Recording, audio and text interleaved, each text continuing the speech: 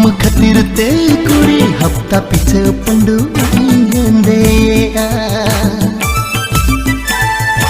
आम खतिर ते कुड़ी हफ्ता पीछे पंडू हेंदे